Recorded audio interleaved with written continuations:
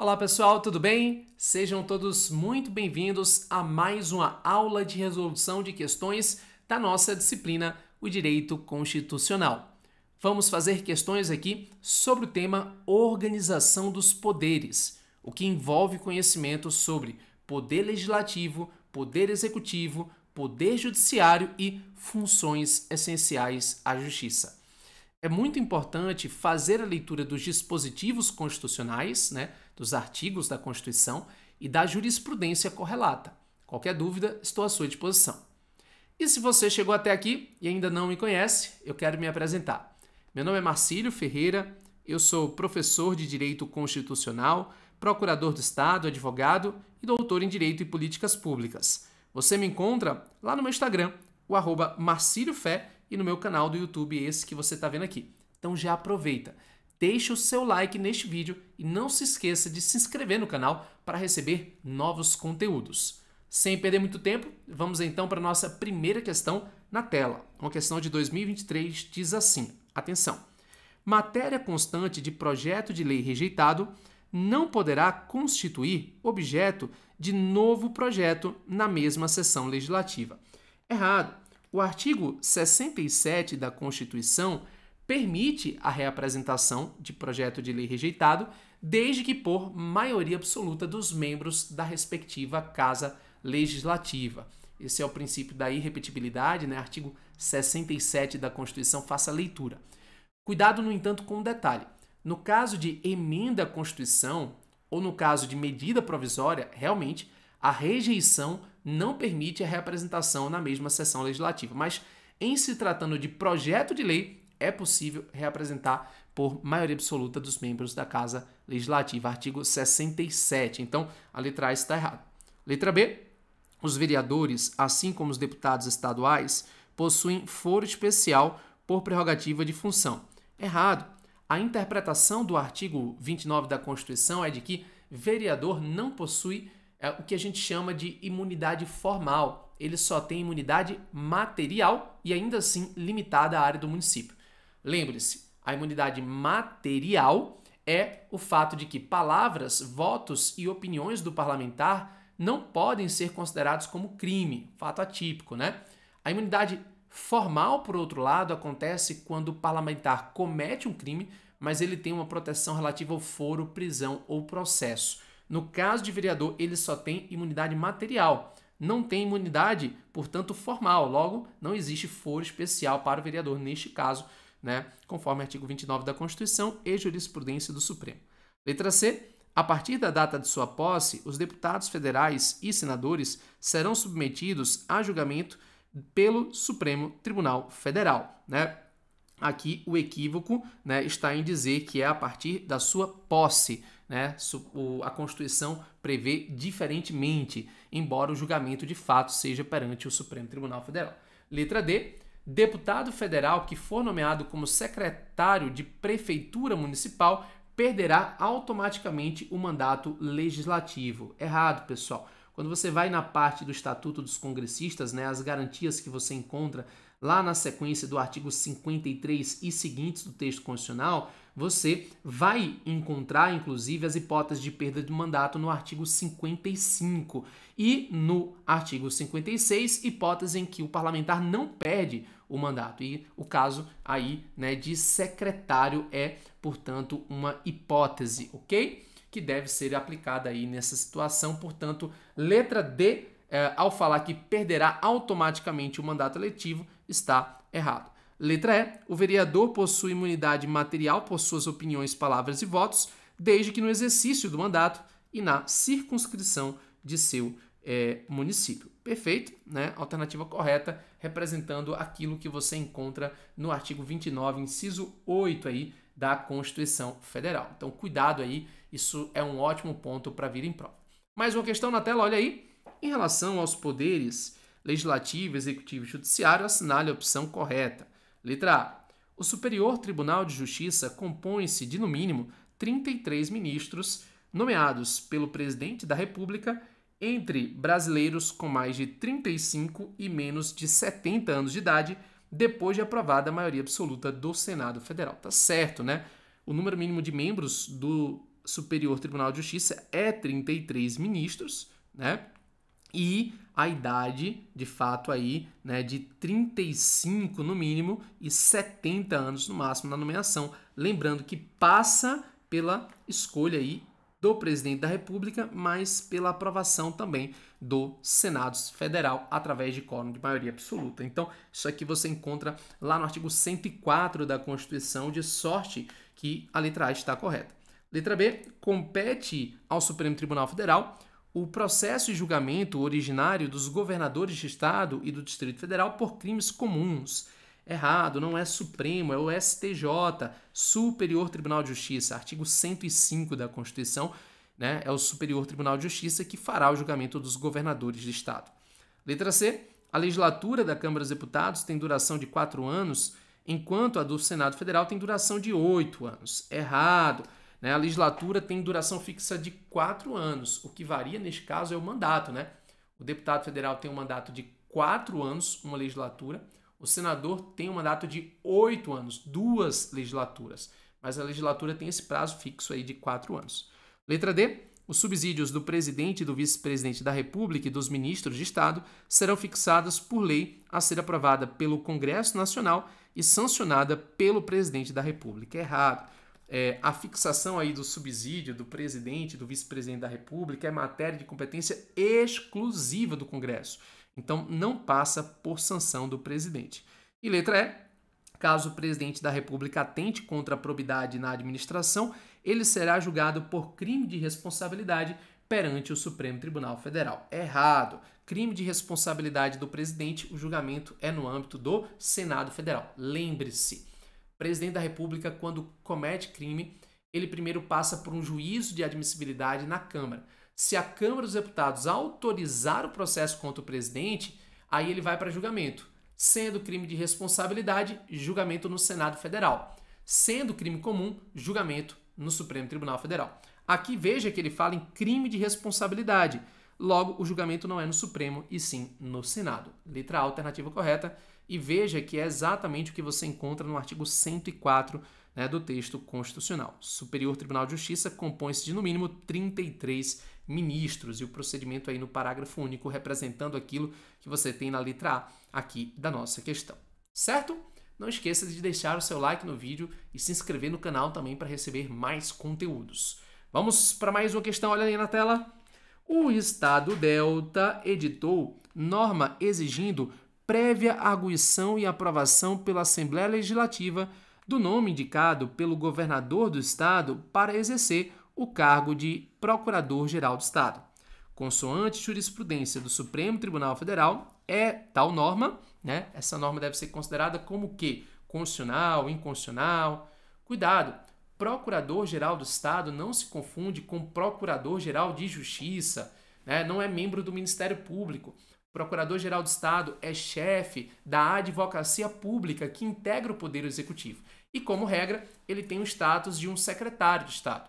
E, conforme jurisprudência do Supremo Tribunal Federal, uma lei não pode condicionar a escolha de um secretário, de um procurador-geral, à prévia aprovação pela Assembleia, né, Legislativa. Logo, essa lei está errada, né? Ela é, portanto, inconstitucional.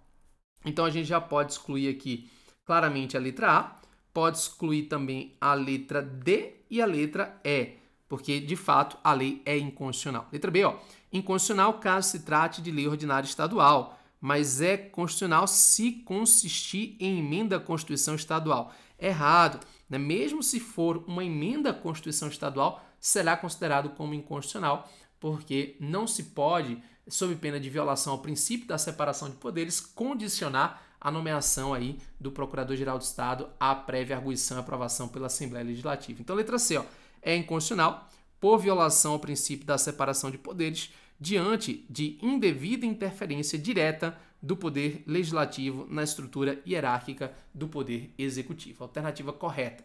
Você vai encontrar alguns julgados aí do Supremo Tribunal Federal sobre a matéria, tá, pessoal? Você encontra aí vários casos assim que o Supremo enfrenta, como, por exemplo, o Supremo já disse ser inconstitucional, por exemplo, a prévia exigência de arguição e aprovação para dirigente de autarquia, fundação pública, né? E caso de ministro também, no que se enquadra, ou melhor, secretário, no que se enquadra procurador-geral também e tal, ok? Mais uma questãozinha aí na tela para você, olha aí. A Constituição Federal de 88, em seu artigo 2º, adota a tradicional separação de poderes. Assim, o legislador constituinte garantiu relativa independência a cada um dos poderes, legislativo, executivo e judiciário, como mecanismo apto a assegurar os fundamentos do Estado democrático de direito. Considerando que as constituições escritas foram concebidas com o objetivo precípuo de fixar instrumentos normativos de limitação do poder estatal, assinale a opção correta. Veja, eu particularmente não gosto de questão que tem um texto muito prolixo, de enrolação, porque às vezes o candidato não consegue identificar claramente qual seria a resposta adequada. Então, muita atenção, tá? Leia atentamente questões que são assim, questões maiores, textualmente maiores. Letra A. A separação de poderes está fundamentada no princípio da interdependência funcional. Apesar da especialização dos poderes, existe uma subordinação das funções executiva e jurisdicional ao poder legislativo. Errado! Não existe subordinação entre os poderes. Eles são independentes e harmônicos entre si, tá? Não há subordinação. Letra B. A especialização funcional confere a cada um dos poderes do Estado uma função precípua, que a doutrina denomina de função harmônica. Assim, embora o Poder Executivo disponha da função executiva, poderá exercer funções típicas dos poderes legislativo e judiciário, caso haja autorização do Senado Federal, conforme previsto no artigo 52 da Constituição Federal. Não, né? Não tem essa questão de exigir a autorização do Senado para exercer uma função típica do Legislativo ou do Judiciário. Inclusive, o Executivo não julga, né? No máximo edita ali uma medida provisória. Não tem essa previsão, portanto, letra B errada. Letra C. Em razão da necessária harmonia entre os poderes, o Poder Judiciário exerce sua função típica voltada para a atividade jurisdicional, solucionando as lides que lhe são apresentadas, mas também poderá exercer a função atípica de legislar, contanto que observe as regras do processo legislativo previstas no artigo 59 e seguintes da Constituição Federal. Errado, queridos, né?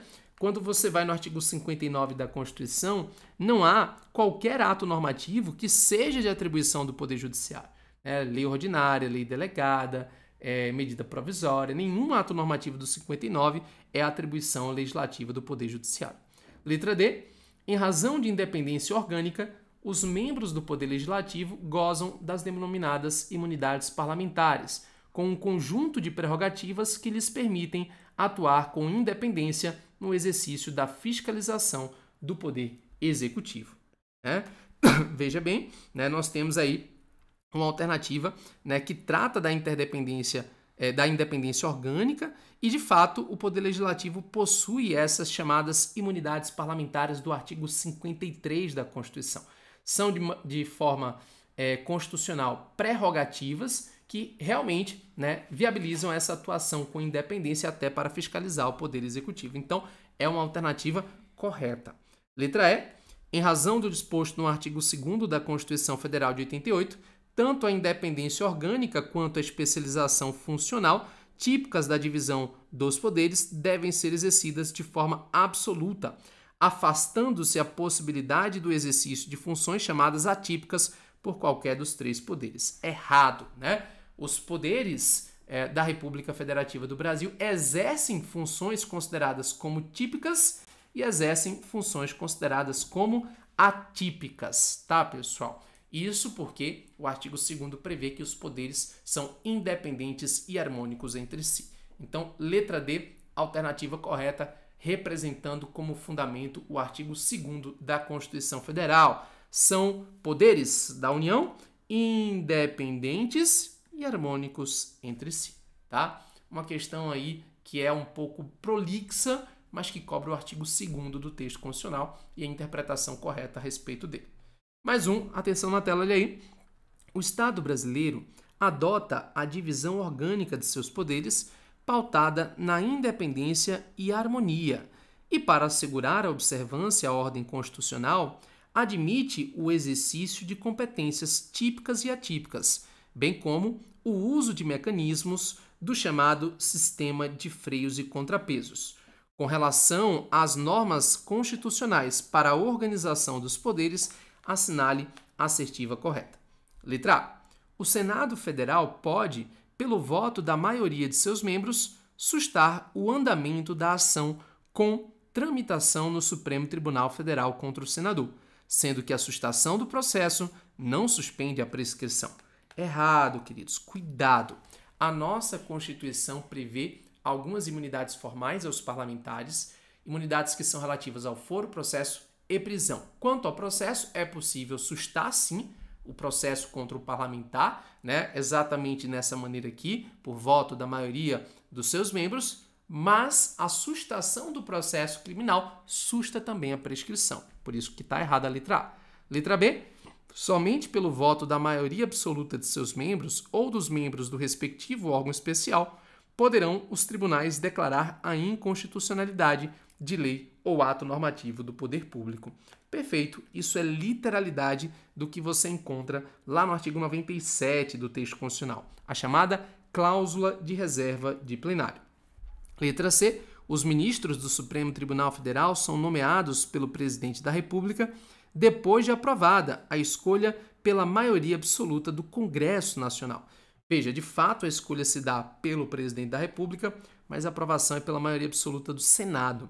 Letra D. Compete ao Conselho o controle da atuação administrativa e financeira do Poder Judiciário e do cumprimento dos deveres funcionais dos juízes, cabendo-lhe representar ao juízo competente no caso de crime contra a administração pública ou de abuso de autoridade, né? Veja, muito cuidado. Aqui, quando ele fala compete ao Conselho, ele se refere, embora esteja incompleto, né, ao Conselho Nacional de Justiça, né? E o Conselho Nacional de Justiça exerce um controle, né, administrativo no âmbito aí do Poder Judiciário, mas não possui essa competência, estando errada a alternativa. Letra E. É competência exclusiva do Senado Federal autorizar o presidente e o vice-presidente da República a se ausentarem do país quando a ausência exceder a 15 dias. É o Congresso, alternativa errada. E letra B de bola, alternativa correta, cláusula de reserva de plenário do artigo 97 da Constituição. Bora para mais uma? Na tela, olha aí.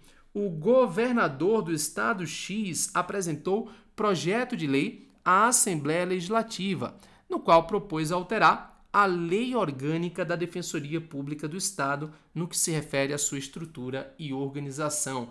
Excelente questão, cobrando aqui jurisprudência do STF. Cuidado!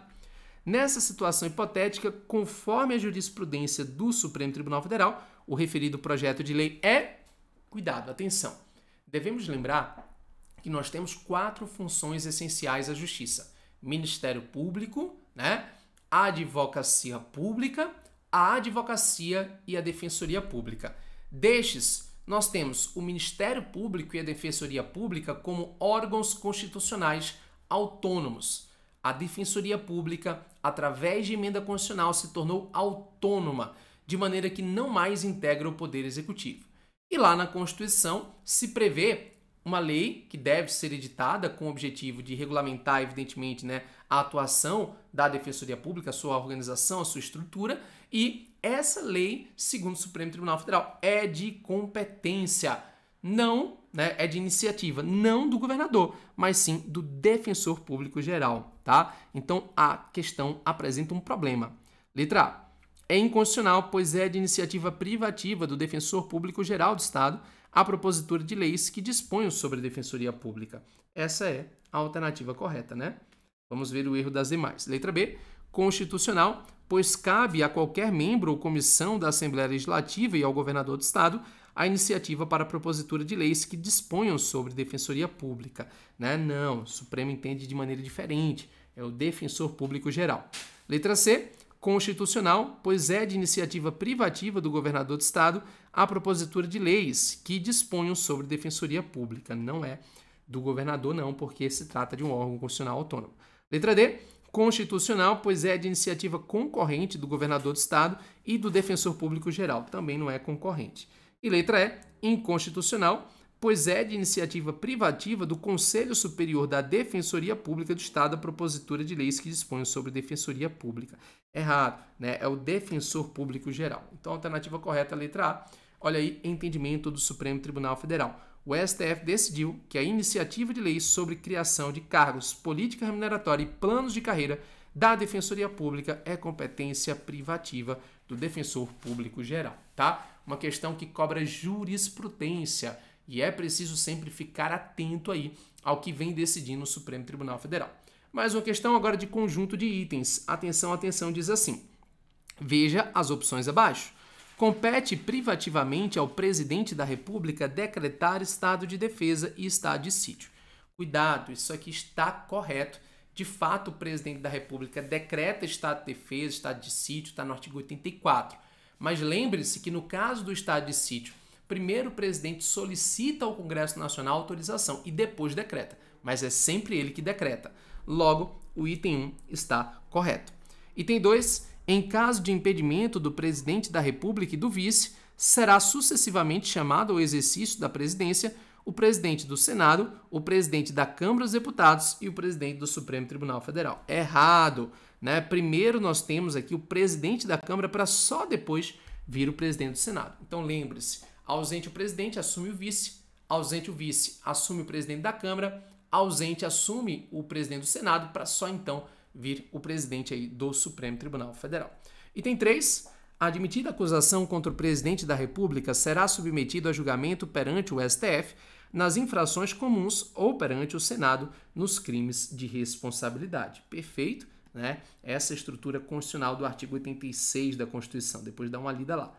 Item 4. São crimes de responsabilidade os atos do presidente da República que atentem contra a Constituição Federal, especialmente contra o cumprimento de leis e decisões judiciais. Sim, está lá no artigo 85 como crime de responsabilidade. Então, item 1, 3 e 4 são os itens corretos, né? Você encontra aí os fundamentos no texto constitucional. Mais uma questãozinha, atenção, olha aí na tela. A diversidade e a complexidade das matérias a serem analisadas pelo Legislativo exigem comissões parlamentares especializadas que, atuando na função de órgãos técnicos, fazem um estudo prévio das propostas apresentadas e emitem um parecer para posterior apreciação no plenário. A Comissão Parlamentar de Inquérito, CPI, terá poder de investigação próprio de autoridade judicial, além de outros conforme previsto nos regimentos das casas. Considerando que dispõe a legislação, em especial a Constituição Federal, trata sobre CPI, assinale a opção correta. CPI é um tema que cai muito em prova. E aqui no canal, inclusive, você encontra vídeo específico tratando dos requisitos para a criação de uma CPI. Vai lá, se inscreva aí no canal, confira os conteúdos. Letra A. Para a criação da CPI, é observado o prazo de duração e, para a sua abertura, é necessário o requerimento apenas de um membro do Congresso. Claro que não, né? Nós temos a exigência aí de 1/3 dos membros formulando o requerimento para que seja instalada uma CPI. Letra B. As comissões não podem requisitar informações bancárias, sendo apenas cabível a quebra de sigilo por ordem judicial. Errado. CPI tem poderes de investigação próprios de autoridade judicial, podendo sim fazer quebra de sigilo fiscal, telefônico, bancário, tá? O que a CPI não pode é interceptação telefônica. Letra C. Seus poderes se destinam à investigação, instrução do inquérito e à eficácia de eventual decisão futura, razão pela qual podem decretar medidas acautelatórias. Cuidado, né? Veja, a CPI tem poder de investigação próprio de autoridade judicial. Então, ele investiga, mas ele não vai ter ali um poder relativo à futura decisão, né? Então, letra C, alternativa errada. Letra D, caso seja apurada a existência de algum fato criminoso na investigação, as conclusões devem ser enviadas para o Ministério Público ou corregedorias competentes para promover alguma medida. Perfeito? É a parte final do dispositivo que fundamenta aí a CPI. Letra D, alternativa correta. Olha aí, artigo 58, parágrafo 3º. As conclusões, se for o caso, serão encaminhadas ao Ministério Público, admitindo-se também, é claro, o encaminhamento à corregedoria, se for o caso, ok? Mais uma questãozinha na tela, olha aí. No que diz respeito ao processo legislativo e à orientação firmada pelo Supremo Tribunal Federal, assinale a alternativa incorreta. Atenção, porque ele quer a errada. De vez em quando vem nesse formato. Letra A. É constitucional lei de iniciativa parlamentar que cria Conselho de Representantes da Sociedade Civil, integrante da estrutura do Poder Legislativo, com a atribuição de acompanhar ações do Executivo. Veja que aqui ele não está falando na criação de um órgão no Poder Executivo, mas sim no próprio Poder Legislativo. Então está certo, não é a alternativa a ser marcada. Letra B. Não usurpa a competência privativa do chefe do Executivo, lei que, embora crie despesa para a administração pública, não trata da sua estrutura ou da atribuição de seus órgãos, nem regime jurídico de servidores públicos. Perfeito, o Supremo vem admitindo.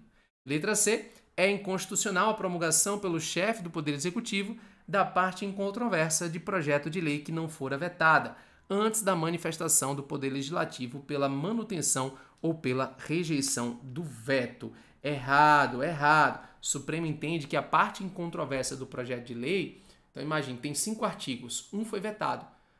Os outros 4 já podem entrar em vigor, tá? A parte incontroversa já entra em vigor antes mesmo do Poder Legislativo decidir sobre o veto de um artigo. Então essa é errada e incorreta, portanto, a ser marcada. Letra D. Descabe em lei orgânica de município a normatização de direitos dos servidores, porquanto a prática acaba por afrontar a iniciativa do chefe do Poder Executivo. Exato, né? É o chefe do Poder Executivo que tem iniciativa para tratar de direitos dos servidores. Então, letra C, alternativa correta, portanto, a alternativa a ser marcada. Olha aí o entendimento do Supremo. Concluído o processo legislativo quanto a essa parte, a promulgação da parte incontroversa sancionada é medida de rigor, sem que surja qualquer vício de inconstitucionalidade, seja pela ausência de violação ao princípio da separação de poderes, seja pela inexistência de ultraje às normas constitucionais relativas ao processo legislativo. Ok? Mais uma. No que diz respeito à advocacia pública, assinale a alternativa correta. Muito bom, questão sobre a advocacia pública. Letra A. Consoante o STF, o cargo de Procurador-Geral do Estado é de livre nomeação e exoneração pelo governador do Estado, que deverá escolhê-lo exclusivamente entre os membros da carreira. Cuidado! A Constituição Estadual até pode prever que seja escolhido entre membros da carreira, mas essa não é uma obrigação do texto constitucional. É uma autonomia do ente federativo, motivo pelo qual a letra A está errada. Letra B. Uma vez subscrito o ato processual pelo detentor do cargo de Procurador do Estado, é dispensável a apresentação de instrumento de mandato ou de procuração, sendo, todavia, obrigatória a apresentação do termo de posse do agente público subscritor. Errado. Procurador de Estado, que é o advogado público, não precisa juntar procuração e não precisa juntar termo de posse. O mandato dele é ex lege, decorre diretamente da lei. Letra C. A Constituição Federal de 88 impede que procuradores do Estado participem de conselhos dentro da estrutura do Poder Executivo. Errado. Não há vedação no texto constitucional para isso, né? Então, nada impediria. Letra D. Consoante o STF, uma vez que as Procuradorias Gerais dos Estados integram as funções essenciais da Justiça, a tais procuradorias se aplica a garantia da independência funcional nos moldes da magistratura, do Ministério Público e da Defensoria Pública. Errado. Procuradoria-Geral do Estado integra o Poder Executivo, não possui essa autonomia ou independência funcional. O Supremo, inclusive, entende que norma de Constituição Estadual que confere autonomia é inconstitucional. Tá? Tem até hoje em dia emenda constitucional tramitando no Congresso para conferir autonomia, mas hoje não há essa autonomia. Letra E. Consoante o STF, a Constituição Federal de 88, ao conferir às Procuradorias do Estado atribuições para as atividades de consultoria jurídica e representação judicial das respectivas unidades federadas, engloba apenas a administração direta, autárquica e fundacional, não englobando empresas públicas e sociedades de economia mista. Perfeito, tá certo. Empresa pública e sociedade de economia mista são pessoas jurídicas de direito privado, então elas não são representadas pela Procuradoria. Então, letra E, alternativa correta e, portanto, a alternativa a ser marcada. Entendimento do Supremo Tribunal Federal aí sobre a matéria, né? Fala que a representação é apenas da administração pública direta, autárquica e fundacional. Ok? Uma última questão para a gente fechar, olha aí. No que se refere à aplicabilidade das normas constitucionais, assinale a opção correta. Letra A. Iniciativa popular pode propor emenda à Constituição Estadual se tal proposição estiver prevista na referida Carta Constitucional. Perfeito, né? Tá correto. Veja, não existe iniciativa popular para emenda à Constituição Federal. Não existe. O Supremo já falou isso. Mas no âmbito de Constituição Estadual é possível haver previsão de iniciativa popular, tá? O Estado tem autonomia para dispor sobre o assunto. No estado de Goiás, por exemplo, a Constituição Estadual prevê iniciativa popular, tá certo? Letra B. Em razão da hierarquia de leis, norma municipal não pode prevalecer sobre norma estadual e norma estadual não pode prevalecer sobre norma federal. Tem nada a ver. Não existe hierarquia entre lei municipal, estadual e federal. O que existe é uma distribuição de matérias, de competências pelo texto constitucional. Então, evidentemente, isso está errado, ok? Letra C, a União pode intervir em municípios. Errado. A regra é que nós temos o Estado intervindo em município, excepcionalmente, e a União intervindo em município, excepcionalmente. Só existe uma hipótese em que a União pode intervir em município, que é quando ele está localizado em território federal. Mas hoje não existe território federal, tá? Depois de dar uma conferida no artigo 35 da Constituição. Letra D. Governadores e prefeitos não podem editar medidas provisórias. Errado. O Supremo entende que é possível sim, desde que haja previsão no respectivo ato normativo, na Constituição Estadual ou na lei orgânica. Letra E. Por serem consideradas normas originárias, as emendas constitucionais não são passíveis de controle de constitucionalidade. Errado. São normas derivadas, né? E por isso podem sim ser objeto de controle de constitucionalidade. Letra A, alternativa correta, representando inclusive o entendimento do Supremo Tribunal Federal na DI 825. É possível que a Constituição do Estado preveja iniciativa popular para a propositura de emenda à Constituição Estadual. Ok? Se você gostou, deixe o seu like nesse vídeo e não se esqueça de fazer a sua inscrição aqui no canal para receber novos conteúdos. Um forte abraço e até a próxima. Valeu, pessoal!